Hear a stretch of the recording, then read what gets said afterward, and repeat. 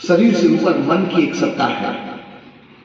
अपने मन को पहचान, जो मन को पहचानने लग जाता है ना, थोड़ा थोड़ा उस पर काम करने लग जाता है। तो जैसे शरीर को हम साफ सुथरा रखते हैं, सुबह उठते ही नहाएंगे धुलाएंगे, बढ़िया फ्रेश करेंगे, ब्रश करेंगे, ये आँख देखेंगे यूँ बढ़िया आँख होनी चाहिए, कान भी बढ़िया होना चाहिए, कहीं बदबू आ रही तो वहीं सेंट लगाएंगे फटाफट सब, है ना। कोई दाढ़ी में सेंट लगाना है, कोई कॉलर में सेंट लगाना है, सब जगह सेंट की सेंट जो है ना, भैया सब जो है, क्योंकि तुमने शरीर को समझा है, तुमने सोचा है कि शरीर ही नहीं हूं, शरीर ही सब कुछ है, तो तुमने शरीर को बढ़िया चमक धमक वाला बना लिया। जिस दिन तुम अपने मन की सत्ता को समझोगे, उस दिन मन को भी ठीक करने का काम करना लग जाओगे। और जिस दिन मन की साधना शुरू हो गई, उस दिन तुम्हारा गुस्सा गायब हो जाएगा, लोभ गायब हो जाएगा, क्रोध गायब हो जाएगा, ईर्ष्या घृणा द्वेष समाप्त होने लगेंगे। मन के ऊपर शुरुआत करनी पड़ेगी। मन हमारा, वो कहते हैं मन चंगा तो कठौती में, मन के हारे हार है और मन के जीते जीते। मन है यो मनुष्याणाम कारणम बंध मोक्ष है। भगवान कृष्ण कहते हैं, बोले अर्जुन सारे बंधन का कारण ये मन है, ये है शैतान, ये है पापी, इससे बड़ा कोई पापी नहीं और इससे बड़ा परमात्मा भी कोई। रावण बनता है तो यही बनता है, और राम बनता है तो यही बनता है। ब्राह्मण कुल में पैदा रावण, शरीर कोई खराब था क्या? शरीर में कोई खराबी नहीं हुआ है, बड़ा विशेष दिव्य शरीर, ब्राह्मण शरीर, ब्राह्मण कुल में पैदा होता।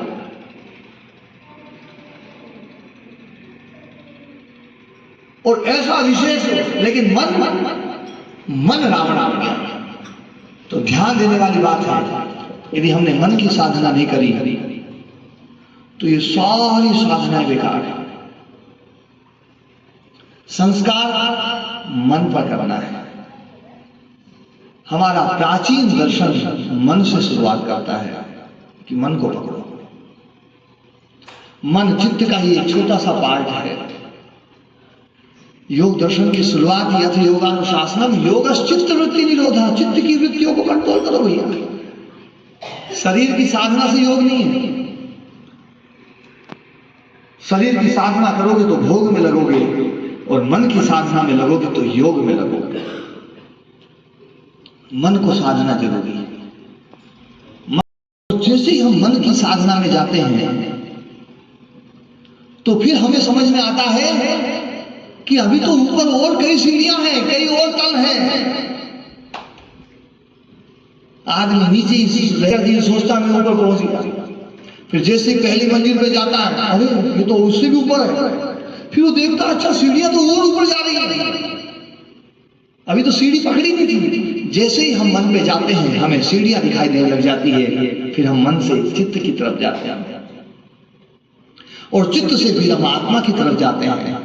और आत्मा को बिना समझे भारत को समझना असंभव है, क्योंकि भारत तो आत्मा का नाम है।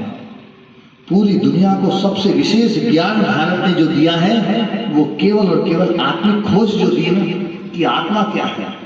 आज पूरा विज्ञान फेल है, क्योंकि पूरा विज्ञान उसमें आत्मा नहीं है। जहां आत्मा ही नहीं है, आपने सुना होगा अरे भैया इसकी आत्मा ढूंढो, और इसमें तो आत्मा ही नहीं है। इसका मतलब ये रद्दी है, मरा हुआ है। जिसकी आत्मा निकल गई वो जिंदा रहता है, वो मरा हुआ है।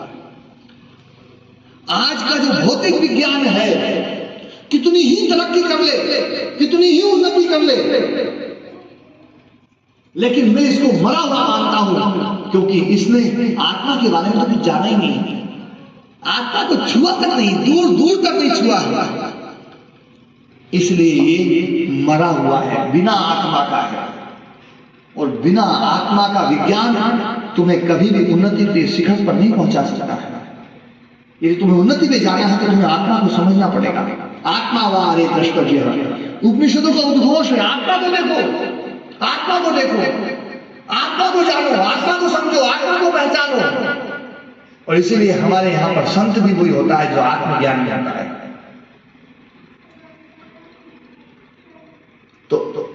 जैसे हम मन के स्तर पे जाते हैं तो हमें पता चलता है कि ऊपर भी कुछ सत्ताएं हैं और हमारी यात्रा प्रारंभ हो जाती है।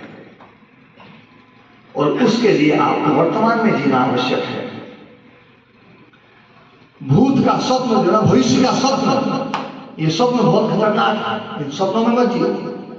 आदमी इसी उधेड़ में लगा हुआ है कि अभी तो सुख नहीं मिला, आगे मिलेगा और आगे मिलेगा और आगे मिलेगा और आगे मिलेगा, और आज तक नहीं मिला, फिर सोचता आगे मिलेगा। आप लोगों ने वो दृष्टांत सुना होगा मृग मरीचिका। मृग मरीचिका शब्द सुना है? मृग मरीचिका एक बड़ा सुंदर शब्द है। मृग मरीचिका है मिले, अंग्रेजी में स्वामी जी महाराज ने अंग्रेजी में मिले बोलते हैं। मृग मरीचिका उससे बना है। रेगिस्तान में तपती हुई रेत, धूप पड़ रही है भयंकर, पूरी गर्म हो जाती है जब रेत,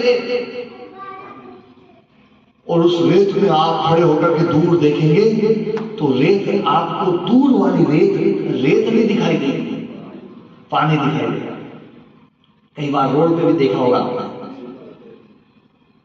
और वो जो पानी दिखाई देता है वो केवल इंसान को नहीं दिखाई देता है, हिरण को भी वही दिखाई देता है, पानी। और जैसे जैसे धूप बढ़ती है, हिरण को प्यास लगती है, वो देखता है ओहो उधर पानी है, वो दौड़ लगाता है। वो जहां पानी होता है वहां पहुंचता है तो पानी वहां तो नहीं होता है, पानी और आगे दिखता है, फिर वो और आगे जाता है। रेगिस्तान तो बहुत बड़ा है, दौड़ लगाते जाओ, कोई अंक नहीं उसका। एक हिरण कितना दौड़ेगा?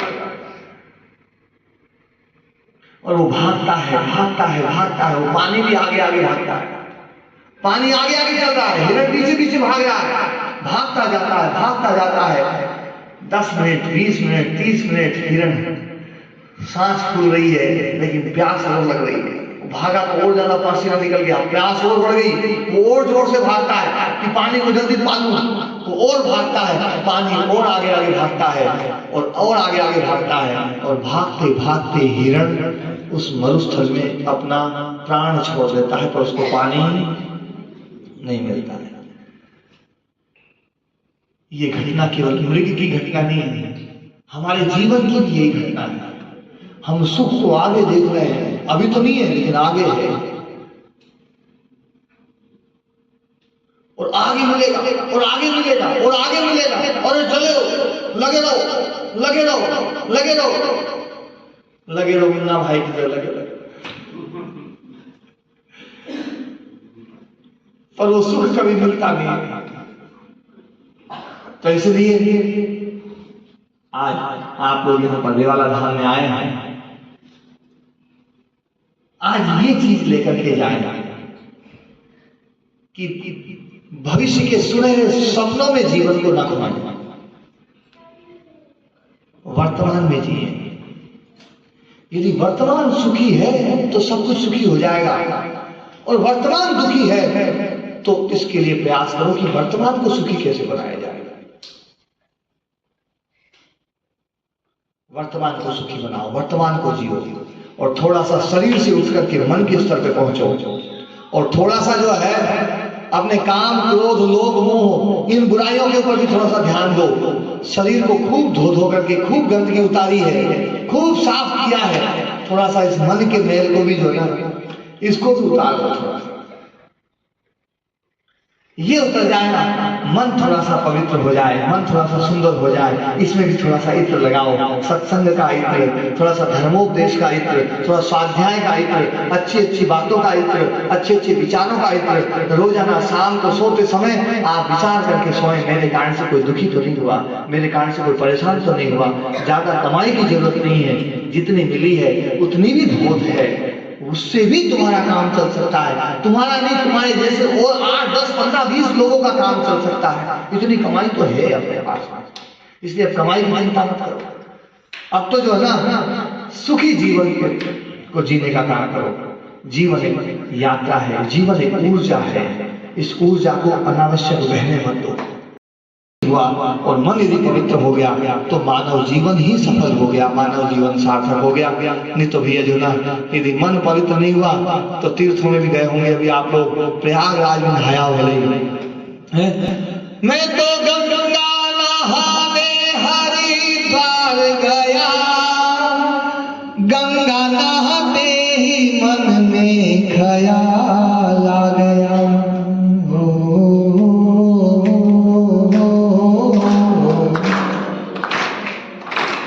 गंगा नहाने हरिद्वार काशी गया, गंगा नहाते ही मन में ख्याल आ गया।